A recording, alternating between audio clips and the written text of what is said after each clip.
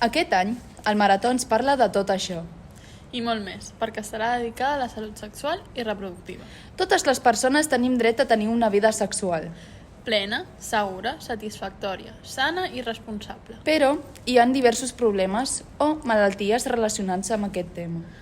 Malalties que poden canviar la forma de veure la vida. I que, sobretot, altera als joves i a les dones. I això no es parla. I això vol dir que anem fins a la llum Sense tabús.